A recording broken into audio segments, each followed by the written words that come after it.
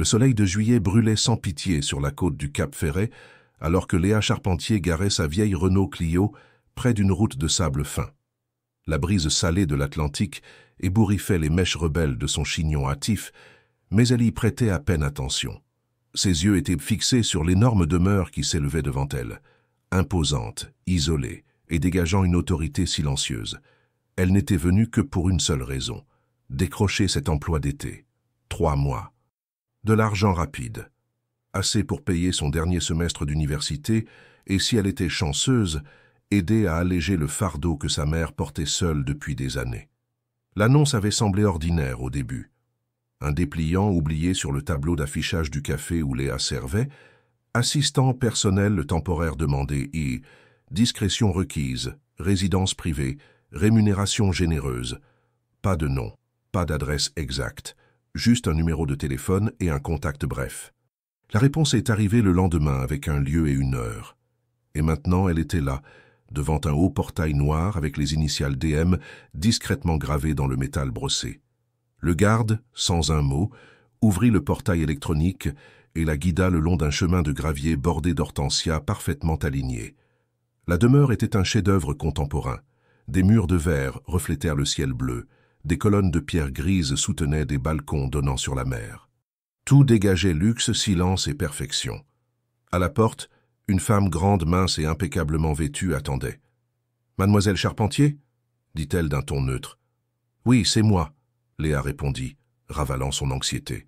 « Je suis Madame Dubois, l'assistante principale de Monsieur Duval. Par ici, s'il vous plaît. » Elle fut conduite dans une grande pièce minimaliste et froide. D'un côté, une vue spectaculaire sur l'océan. De l'autre, des meubles élégants et coûteux au ton sobre. Sur la table centrale reposait une tablette, un verre d'eau citronnée et un carnet en cuir fermé.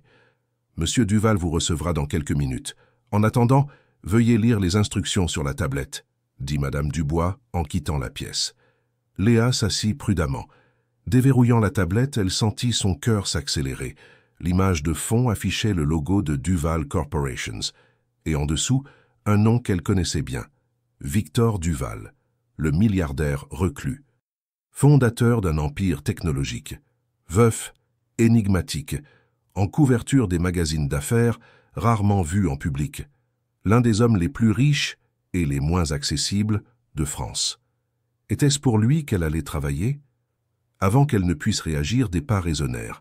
Ils résonnaient calmement et précisément sur le sol en marbre. Léa leva les yeux et le vit.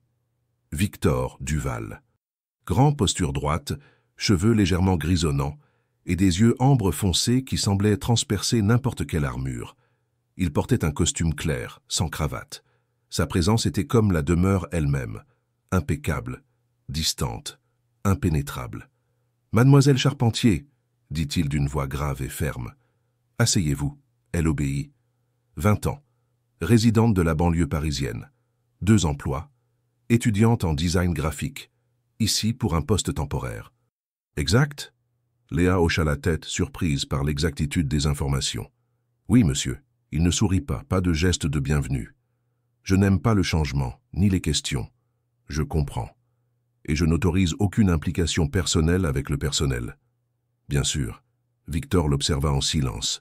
Il semblait la calculer, comme s'il évaluait un risque ou un mystère. « Vos références sont bonnes. Aucun antécédent. Profil discret. Vous commencez demain, » déclara-t-il. Il lui fallut une seconde pour assimiler l'information. « Merci beaucoup, monsieur. Je promets d'être efficace et discrète. » Il hocha la tête d'un mouvement à peine perceptible. « Madame Dubois vous montrera votre chambre et vos tâches. Bienvenue. » Et sans un mot de plus, il se tourna et disparut dans le couloir de verre. Léa resta seule dans la pièce, ses yeux toujours fixés sur la porte par laquelle il était sorti. Elle n'était pas sûre de ce qui venait de se passer. Elle savait seulement que quelque chose chez cet homme l'avait ébranlée. Pas à cause de l'argent, pas la célébrité, mais à cause de cette présence silencieuse, presque douloureuse, quelque chose de brisé, quelque chose de caché. Elle prit une profonde inspiration et se leva. Ce n'était qu'un travail d'été. C'est ce qu'elle continuait de se dire. Mais à cet instant, sans savoir pourquoi, elle eut l'étrange sentiment que cet été allait tout changer. Le lendemain, à 7 heures précises, Léa fut réveillée par le bruit subtil des vagues s'écrasant juste derrière la vitre. Sa chambre, au 2e étage de l'aile et de la demeure, était plus grande que tout l'appartement qu'elle partageait avec sa mère en banlieue parisienne. Tout sentait la propreté, le bois coûteux et l'isolement. La première chose qu'elle vit en ouvrant les yeux fut la mer. Le mur entier de la chambre était une fenêtre, et l'horizon s'étendait, bleu et sans fin. Pour la première fois depuis des mois, elle ressentit quelque chose s'approchant de la paix. Elle enfila ses vêtements de travail, pantalon noir, chemise blanche boutonnée et basket discrète, exactement comme Madame Dubois l'avait ordonné la veille. Il n'y avait pas d'uniforme, mais le code vestimentaire était clair, professionnel, minimaliste, invisible. À 8 heures précises, Léa était dans la cuisine principale. La maison avait 2 autres cuisines plus petites, une salle de cinéma, un gymnase, une bibliothèque, une piscine à débordement et un jardin japonais à l'arrière. Mais personne ne semblait les utiliser. À part elle, le personnel était réduit. 2 gardes de sécurité, un cuisinier, une femme de ménage silencieuse nommée Margot et Madame Dubois elle-même, l'ombre officielle de Victor Duval. Tout au long de la matinée, Léa a examiné des feuilles de calcul, organisé un emploi du temps, étiqueté des dossiers dans le bureau et répondu à des appels qui ne devaient jamais atteindre le patron. Son travail était celui d'une assistante que personne ne voit, mais qui fait en sorte que tout fonctionne. Victor n'apparut qu'à midi. Lorsqu'il entra dans le bureau, il ne regarda pas directement Léa. Il était au téléphone, discutant de fusion, de contrats et de chiffres, avec le calme de quelqu'un qui sait que tout finit toujours en sa faveur. Il portait une chemise bleu clair, sans cravate, et sa veste de costume était jetée sur son épaule. Il était remarquable à quel point il rayonnait de contrôle, même sans lui adresser un seul mot. Mais Léa l'observait du coin de l'œil, tout en feignant de parcourir des emails. Il y avait quelque chose chez Victor Duval qui ne correspondait pas à son image publique. Oui, il était froid, méticuleux et formel. Mais il y avait une mélancolie qui s'infiltrait à travers les fissures de la perfection. Un long soupir après avoir terminé un appel. Un regard lointain vers l'océan. En fin de journée, alors que l'après-midi s'estompait, la maison sombra dans le silence. Le personnel était rentré chez lui.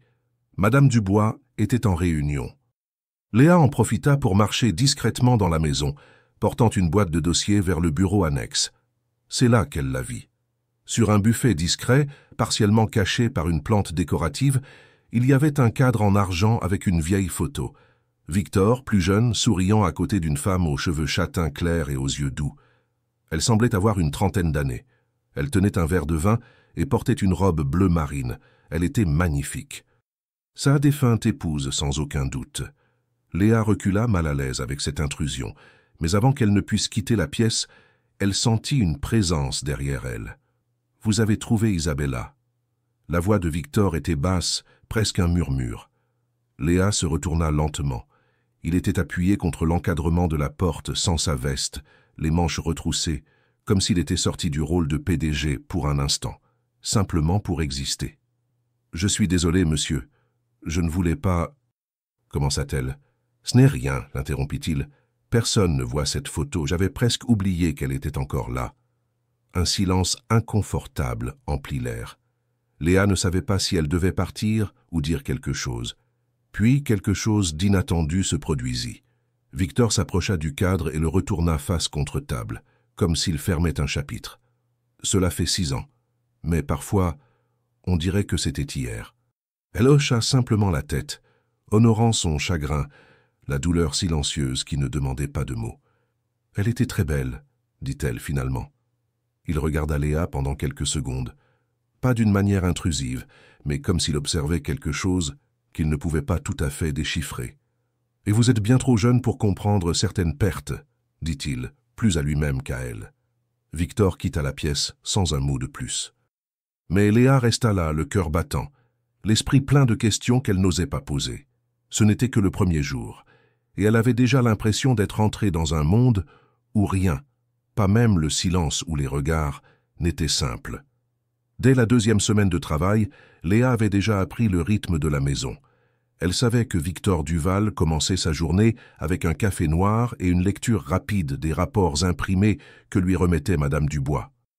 qu'il parlait peu le matin mais était plus abordable après 17 heures. Elle savait aussi que personne ne l'appelait Victor, pas même son assistante principale. Il était simplement Monsieur Duval. Léa restait discrète comme promis. Elle prenait des notes en silence, anticipait les besoins, organisait les détails invisibles qui faisaient que tout fonctionnait.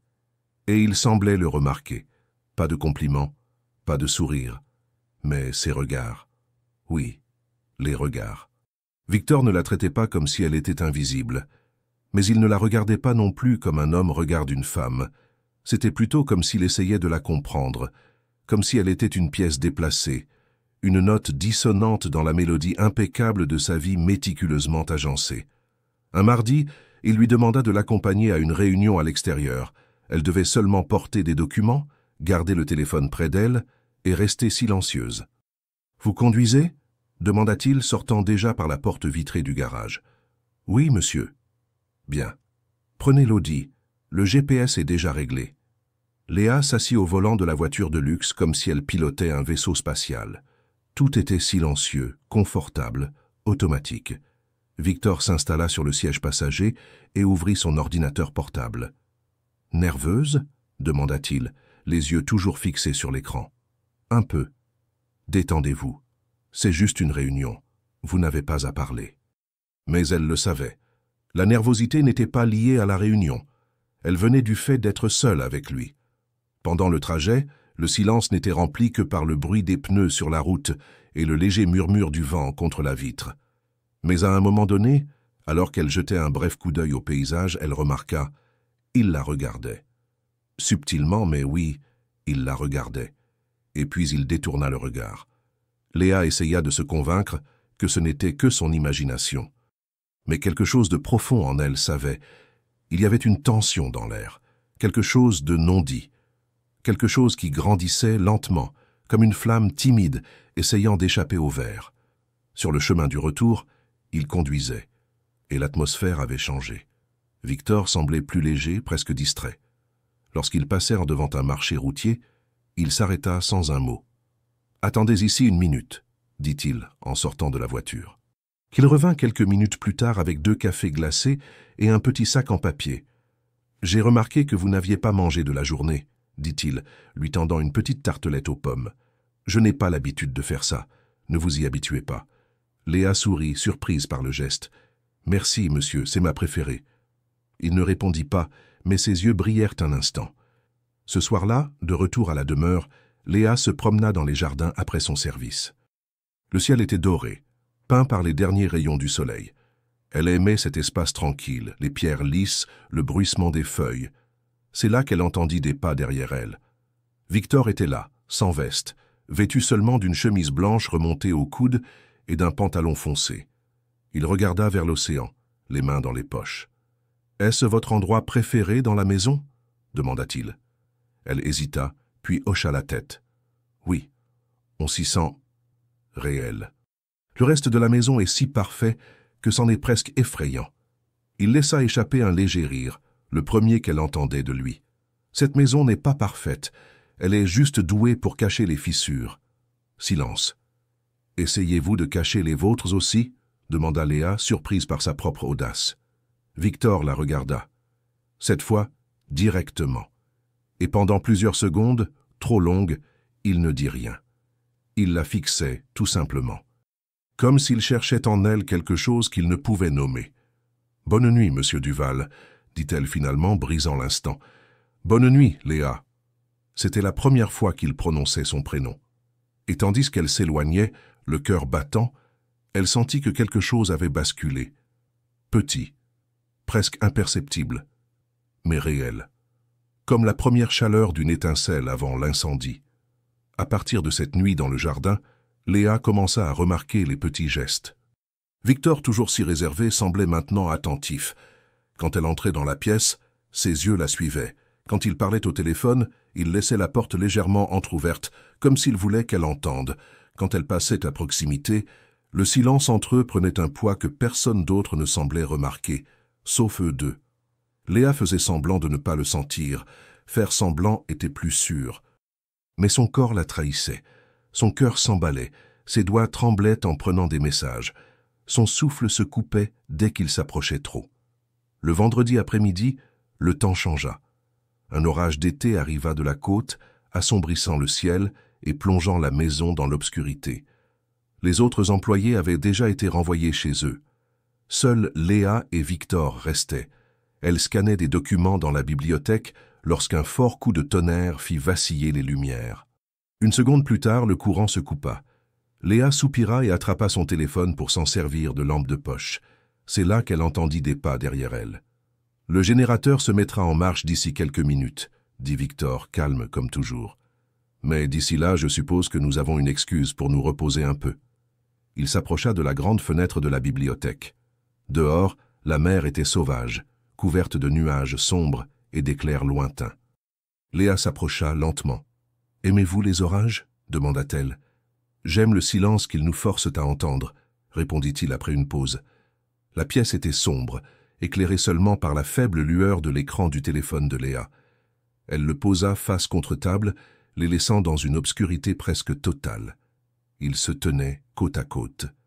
Et pendant un instant, le monde parut suspendu. « Pourquoi êtes-vous toujours là ?» demanda-t-il, ne la regardant pas directement. « Parce qu'on m'a demandé de rester. » Et si je ne l'avais pas demandé, Léa hésita. « Je pense que j'aurais trouvé une autre raison. » Victor tourna lentement son visage vers elle. La proximité était dangereuse. Ses yeux semblaient différents, plus doux, plus brillants, comme s'il voyait quelque chose qu'il pensait avoir oublié. Elle détourna le regard. « On m'a dit que vous étiez froid, que vous n'aviez laissé personne entrer depuis. Isabella. » Victor resta silencieux, mais il ne le nia pas. « Ce n'est pas vrai, » dit-il finalement. « J'ai juste appris à ne pas me rapprocher des gens susceptibles de partir. » Léa sentit une boule monter dans sa gorge. « Alors pourquoi me laissez-vous rester ?» Ses yeux retrouvèrent les siens. Cette fois, il ne détourna pas le regard. « Peut-être parce que vous ne semblez pas être quelqu'un qui part facilement. » Les mots brûlaient en elle. Et avant qu'elle ne puisse répondre, les lumières se rallumèrent. La magie était rompue. Victor s'éloigna. Trop rapidement, comme s'il avait commis une erreur. « Retournez dans votre chambre. Il est tard, » dit-il, sa voix plus froide qu'avant. « Oui, monsieur, » répondit Léa, ravalant tout ce qu'elle ne pouvait pas dire. Cette nuit-là, allongée dans son lit immense, écoutant l'orage s'estomper au loin, Léa comprit. L'étincelle avait été allumée. Et tôt ou tard, quelqu'un allait se brûler. Le lundi matin, Léa fut surprise par une invitation inhabituelle laissée sur son bureau. Une carte blanche pliée avec son nom écrit à la main au recto. À l'intérieur, seulement quelques mots. Portez quelque chose d'élégant. J'ai besoin de votre présence ce soir. VD. Aucune signature complète, aucune explication. Mais elle sut instantanément que cela venait de lui. Madame Dubois le confirma avec un minimum d'informations. Il y aurait un dîner d'affaires privé à la demeure, et Victor voulait quelqu'un de confiance dans l'équipe pour gérer les détails et accompagner discrètement la soirée. Léa serait cette personne. À 7 heures précises, elle descendit l'escalier en marbre dans une simple robe noire en tissu léger, une qu'elle avait gardée pour une occasion spéciale, sans jamais savoir laquelle. Ses cheveux étaient détachés, son maquillage subtil, son parfum doux. Victor l'attendait dans le hall principal. Il portait un costume bleu foncé parfaitement coupé, élégant, comme toujours, mais cette fois plus attentif. Ses yeux la parcoururent de la tête aux pieds, s'attardant une seconde de trop. « Vous semblez approprié, » dit-il, avec une légère pause. C'était le compliment le plus audacieux qu'elle recevrait de lui ce soir-là, mais Léa remarqua la légère tension au coin de ses lèvres. La façon dont son regard la suivait lorsqu'elle se tournait. Le dîner commença avec l'arrivée de 2 investisseurs et d'un avocat, tous des hommes de plus de 50 ans, joyeux et sûrs d'eux, clairement impressionnés par la demeure, le vin et sans aucun doute la présence de Léa. Victor géra tout avec maîtrise. Il parlait peu mais avec autorité. Lorsque Léa s'approcha pour servir le vin, il l'observait du coin de l'œil. Quand l'un des invités complimenta sa robe avec un peu trop d'enthousiasme, Victor changea fermement de sujet, son ton devenant plus sec. Il y avait de la tension dans l'air. Mais ce n'était pas seulement entre les invités, c'était entre eux. Quand le dîner se termina et que les hommes furent escortés jusqu'à leur voiture par la sécurité privée, Léa resta dans la pièce, ramassant les verres. Victor entra quelques minutes plus tard, sans sa veste, les boutons supérieurs de sa chemise défaits. « Vous avez été efficace, dit-il, se servant un verre de vin. Comme toujours. Merci, monsieur. Et élégante, discrète, juste. » Léa leva les yeux. « Certaines personnes disent que je ne suis jamais au bon endroit. » Victor prit une gorgée, la regardant par-dessus le bord de son verre. « Alors ils ne savent pas voir ce qui compte. » Le silence qui suivit fut différent, plus lourd, plus dangereux. Elle s'avança, posant le dernier verre sur le plateau.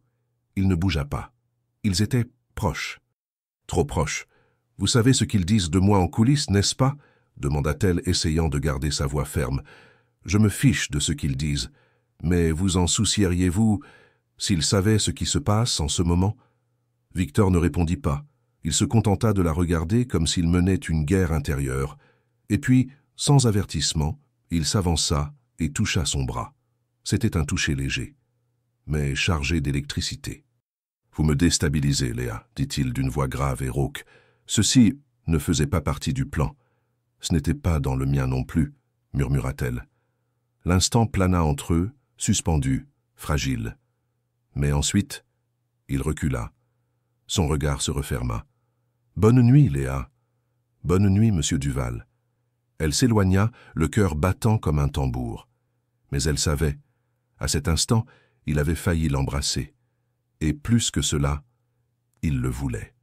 Le matin après le dîner, la demeure semblait plus calme que d'habitude. Léa le remarqua dès qu'elle entra dans la cuisine. Margot, la femme de ménage, était plus tendue que la normale. Madame Dubois n'était arrivée qu'à 10 heures, et le personnel évitait de mentionner la raison. Ce n'est qu'en fin d'après-midi que l'explication arriva. Une berline noire de luxe s'arrêta devant la demeure. En sortit une grande femme blonde vêtue d'une robe beige ajustée, de talons aiguilles, et d'une paire de lunettes de soleil qui couvraient la moitié de son visage, bien qu'elles ne fussent pas nécessaires. Léa savait qui elle était avant même d'entendre son nom. Cécile Aubry, l'ex-fiancée de Victor Duval, héritière d'un empire hôtelier de luxe, une habituée des pages mondaines, riche, belle, élégante, et habituée à obtenir tout ce qu'elle voulait. Victor la reçut dans le salon principal par une poignée de main formelle. Léa, rangeant des livres dans la bibliothèque adjacente, n'entendit que des fragments de la conversation. Mais c'était suffisant. Ce n'est pas le genre de femme pour cet environnement, Victor. Cela ne vous regarde pas, Cécile. Oh mais si, vous choisissez toujours des femmes qui ne peuvent pas vous suivre, alors vous finissez par être déçu. Léa n'est pas quelqu'un à juger. Donc elle a un nom? Quelle intimité. Léa se figea derrière la bibliothèque. La conversation fut courte, mais le mal profond. Cette nuit-là, Victor ne quitta pas son bureau, et le lendemain, il évita tout contact visuel avec Léa. Madame Dubois transmit tous les messages. Tout semblait être revenu à son schéma froid et professionnel. Tout, sauf son regard. Même à distance, même sans parole, quelque chose brûlait encore sous la surface. Mais Léa était aussi faite de fierté. S'il y avait une chose qu'elle refusait d'être, c'était la honte cachée de quelqu'un. Alors elle prit une décision. À la fin de son service, elle frappa à la porte de son bureau. « Entrez », dit Victor, sans lever les yeux. Elle entra fermement.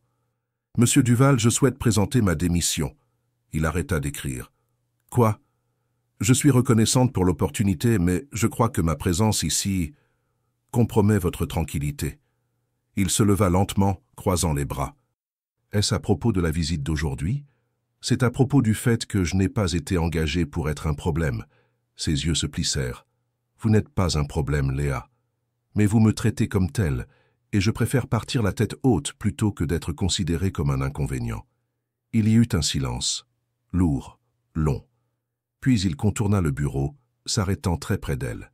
« Vous êtes jeune, mais pas naïve. Vous savez exactement ce qui se passe entre nous. Je le sais. Et je sais aussi que vous avez peur de l'admettre. » Victor prit une profonde respiration. Pour la première fois, il parut vulnérable. Non pas en tant que milliardaire, non pas en tant que patron, mais en tant qu'homme. « J'ai construit mes murs trop haut. Alors abattez-en un. Il la regarda comme si elle venait de dire la chose la plus dangereuse qu'il ait jamais entendue. Et puis, il l'embrassa. Aucun avertissement, aucune excuse. Un baiser ferme, retenu, mais intense. Comme s'il combattait son propre désir, et perdait. Quand il s'écarta, ses yeux étaient sombres, comme une mer d'orage. « Voulez-vous toujours partir ?» Léa respirait vite, mais garda le menton haut. « Non, mais je ne veux pas non plus être votre secret. » Il la regarda encore quelques secondes, puis hocha la tête. « Demain, pas de Madame Dubois, pas de réunion, juste vous et moi, au bord de la mer. Une chance d'être simplement des gens. » Elle sourit, petit, mais sincère. « J'accepte. » Et elle sortit du bureau, le cœur battant à tout rompre. La guerre silencieuse entre ce qui était juste et ce qui était inévitable venait d'entrer dans une nouvelle phase, comme certeza. Aqui está apenas a última sessão da adaptação em français, completando o desfecho do roteiro. Léa se réveilla avant le lever du soleil. Non par anxiété, mais par intuition. Quelque chose en elle murmurait qu'aujourd'hui marquerait un avant et un après.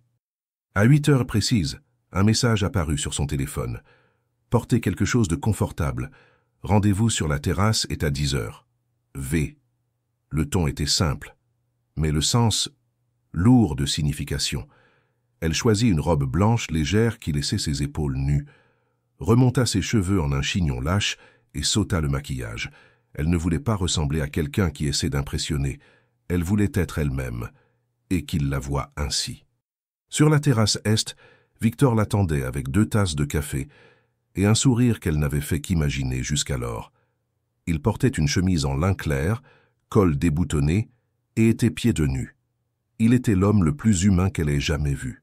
« Bonjour, dit-il, lui offrant une des tasses. « Je fais un café décent, vous savez. »« C'est inattendu, » répondit-elle, acceptant la tasse avec un sourire. « Aujourd'hui est un jour de surprise, » dit-il, s'asseyant à côté d'elle, face à la mer. Pendant des heures, ils parlèrent de choses qu'ils n'avaient jamais partagées auparavant. L'enfance, les peurs, les pertes.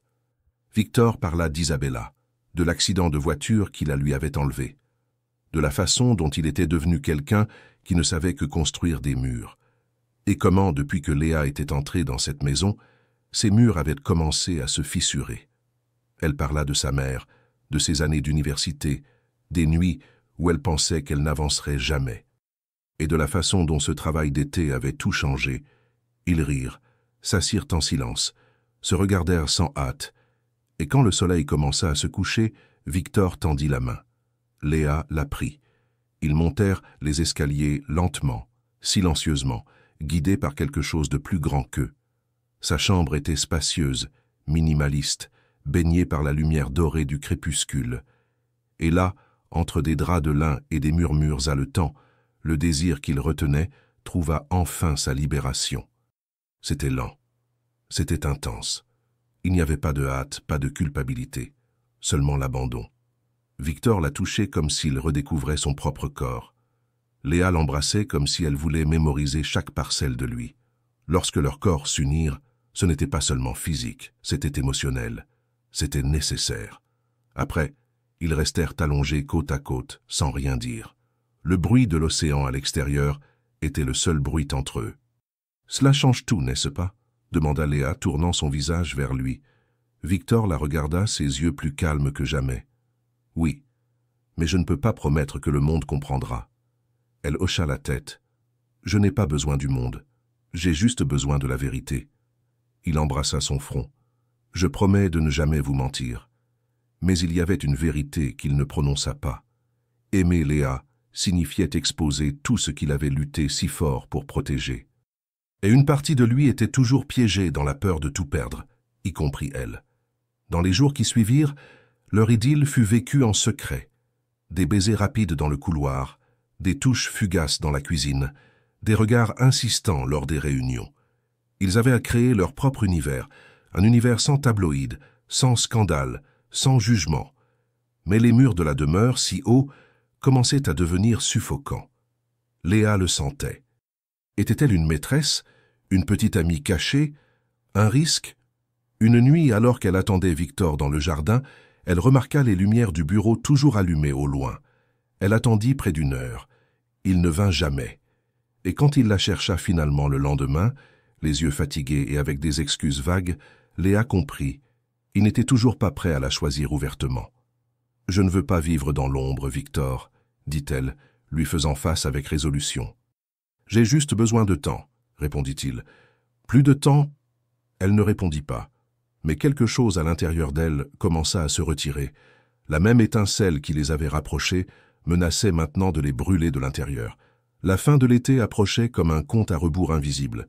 Les matins apportèrent des vents plus frais, les nuits devenaient plus calmes, et au fond de sa poitrine, Léa sentait que quelque chose était sur le point de s'effondrer. Victor restait le même homme réservé pendant la journée, posé, élégant, concentré. Mais quand les lumières s'éteignaient et que les couloirs se vidaient, il venait à elle, dans la bibliothèque, dans le jardin, dans sa chambre. Chaque rencontre était remplie de désir, mais aussi d'urgence, comme si leur temps était compté. Cette semaine-là, un photographe se présenta à la grille de la propriété. Il prétendait juste passer par la côte. Mais le drone dans sa voiture racontait une autre histoire. Madame Dubois le fit partir et Victor augmenta la sécurité. Mais le message était clair. Quelqu'un soupçonnait quelque chose. Cécile Aubry, selon Madame Dubois, avait été vue dînant avec un journaliste de l'un des tabloïds les plus lus de New York. Et maintenant, subtilement, des rumeurs commençaient à se répandre. Victor Duval était prétendument impliqué avec une jeune employée d'été. Léa l'entendit d'abord par Margot. Puis elle le confirma dans le regard tendu que Madame Dubois lui lança lorsqu'elles se croisèrent dans le couloir. Mais ce ne fut que cette nuit-là que tout changea. Victor l'appela dans son bureau à la fin de la journée. Il se tenait devant la cheminée éteinte, les poings serrés, le téléphone à la main. « Il y a un article en préparation », dit-il sans mâcher ses mots, avec des photos, des noms, des dates. Léa se figea. « Voulez-vous que je le nie ?» demanda-t-elle. Il hésita. Longtemps. « Je veux que vous partiez. » Les mots la frappèrent comme une pierre. « Quoi ? J'ai besoin que vous quittiez la demeure. » « Ce soir. » Léa s'avança, confuse, blessée. « Est-ce à cause d'eux ?»« C'est à cause de vous, » répondit-il, évitant son regard. « Je ne peux pas vous exposer à cela. Je ne peux pas les laisser vous détruire pour quelque chose qui pourrait même ne pas durer. » Cela fit plus mal qu'elle ne s'y attendait. « Pourrait ? Après tout ? Je ne sais pas si je peux être l'homme dont vous avez besoin, Léa. Je ne veux pas d'un homme parfait. Je voulais juste vous... Vraiment. » Il prit une profonde inspiration, combattant quelque chose qu'elle ne pouvait voir. « J'essaie de vous protéger. »« Non. Vous me rejetez, Victor. » Silence. « Votre billet de retour est réservé. Demain matin. Madame Dubois s'occupera de tout. » Ses yeux brûlaient, mais elle ne pleura pas. « Vous savez ce qui fait le plus mal, ce n'est pas que vous me renvoyez, c'est que vous ne vous battez pas. » Elle se retourna et s'éloigna, ses pas fermes, bien qu'à l'intérieur, elle s'écroula. Cette nuit-là, elle fit ses valises en silence. La chambre, autrefois trop grande, semblait maintenant vide. Avant de se coucher, elle laissa une note sur son bureau. Courte, honnête. Vous m'avez appris à ne pas fuir ce que nous ressentons. Mais aujourd'hui, vous avez choisi de me fuir. Au revoir. Le lendemain matin, elle partit au lever du soleil, emportant seulement une petite valise et un cœur plein de questions sans réponse. Victor la regarda depuis la fenêtre de l'étage. Il ne dit rien, il ne descendit pas. Il n'alla pas la rattraper. Et quand elle disparut au loin sur la route, il comprit ce qu'il avait fait. Il avait perdu la seule chose qui le faisait se sentir vivant. Le retour en banlieue parisienne fut silencieux. Léa voyagea avec sa valise sur les genoux, fixant le paysage qui défilait par la fenêtre du train, mais rien ne changeait en elle. Elle avait laissé son cœur au Cap Ferret, dans une chambre qui n'était pas la sienne, dans les bras d'un homme qui n'avait pas eu le courage de la retenir. Quand elle arriva, sa mère l'accueillit avec un sourire soulagé. Léa força un sourire, sans rien expliquer. Dans les jours qui suivirent, elle sombra dans le silence. Elle arrêta de suivre les actualités. Évita toute mention du nom Duval. Elle ne le chercha pas. Mais elle pensait. Ce qui faisait le plus mal n'était pas l'absence. C'était la façon dont il l'avait laissé partir sans se battre. Mais Léa avait toujours été motivée par le besoin d'avancer, même avec un cœur brisé. Elle retourna à l'université, reprit un ancien stage en design graphique, se jeta à corps perdu dans le travail, les projets, les livres, se fit de nouveaux amis, changea de coiffure, échangea les vêtements qu'elle portait dans la demeure contre des pièces colorées et confortables, et petit à petit, elle recommença à respirer différemment. Des mois passèrent, et par un de ces jours d'automne gris, elle reçut un email d'une productrice de podcast. « J'ai suivi votre parcours dans votre nouveau projet de design, et j'aimerais beaucoup vous interviewer. Votre travail a inspiré d'autres jeunes créatifs. » Elle sourit, petit, mais sincère. Elle accepta. Dans l'interview, elle parla de la vie, des débuts difficiles, du stage, des portes qui s'ouvraient par hasard.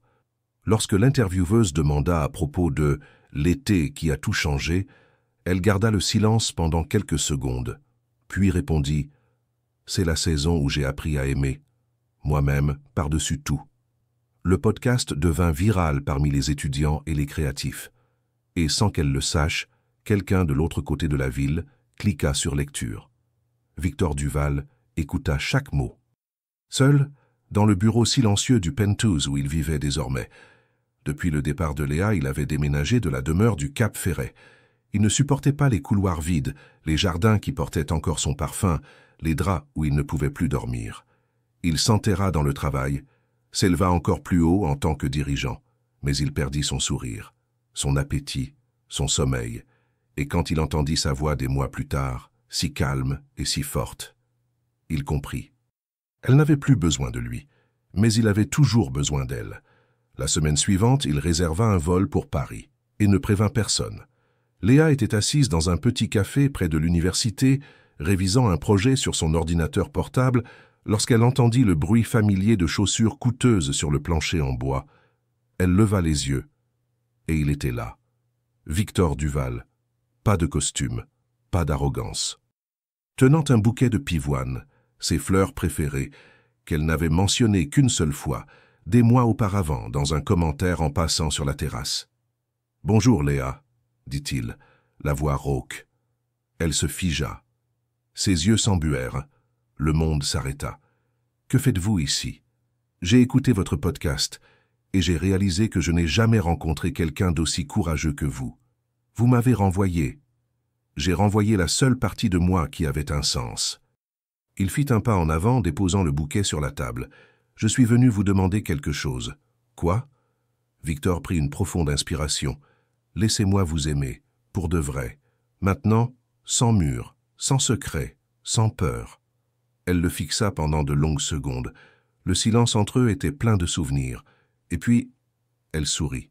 « Vous avez pris votre temps, Victor Duval. » Il rit, soulagé, pour la première fois depuis longtemps. « Mais je suis là. Comme certeza. » Aqui está apenas a última seção do roteiro adaptado em francês, correspondente ao epílogo e à conclusão da história. Roteiro, adapté pour le français. Épilogue. Les mois qui suivirent ne ressemblèrent à rien de ce que Léa et Victor avaient jamais connu. Non pas parce que le monde avait changé, il restait le même, avec ses jugements, ses limites, ses regards silencieux. Mais cette fois, il s'était choisi, publiquement, sans excuse, sans se cacher. Victor s'était temporairement retiré de son rôle de PDG. Pour la première fois en 20 ans, il s'était éloigné du travail, pour respirer, pour exister, pour l'aimer. Léa, désormais diplômée, lança son propre studio de design axé sur des projets à impact social. Elle ne voulait pas seulement le succès, elle voulait un but. Et aux côtés de Victor, elle découvrit qu'elle pouvait être forte sans perdre sa douceur, qu'elle pouvait être aimée sans se perdre elle-même. Ils passèrent l'été à voyager. Petite ville, maison simple, plage sans photographe ni hélicoptère. Ils découvrirent que le bonheur ne vivait pas dans les halls de marbre ou les soirées de gala, mais dans les matins lents avec du café frais et du pain chaud, pieds nus sur le porche, dans les étreintes silencieuses lorsque le monde extérieur semblait trop lourd. Bien sûr, tout n'était pas parfait. Il y eut des disputes, des peurs. L'ombre du passé planait encore parfois sur le présent. Mais maintenant, ils affrontaient tout ensemble, Et ce fut par un chaud après-midi d'août, dans une charmante librairie de Charleston, que Victor s'agenouilla entre les étagères de romans d'amour, tenant une petite boîte en velours bleu et un sourire nerveux. Vous savez que je ne suis pas un homme traditionnel, ni facile. Léa, surprise et émue, se contenta de sourire. « Mais je suis à vous, » continua-t-il. « Et si vous voulez toujours de ce chaos, je veux passer chaque été de ma vie avec vous, même les plus difficiles. » Elle n'hésita pas. « Je ne veux pas la perfection, Victor, je veux juste vous. » Cette nuit-là, ils écrivirent un nouveau chapitre ensemble, non pas en tant que milliardaire et stagiaire, non pas en tant que patron et employé, mais en tant que deux survivants de leur propre solitude qui osèrent croire en l'amour. Des mois plus tard, alors qu'ils marchaient main dans la main le long de la même plage où tout avait commencé, Léa s'arrêta et regarda l'océan. « Vous savez ce qui est drôle ? » ?»« Quoi ? » ?»« C'était censé être juste un travail d'été. » Victor rit, lui serrant la main. « Et c'est devenu toute ma vie.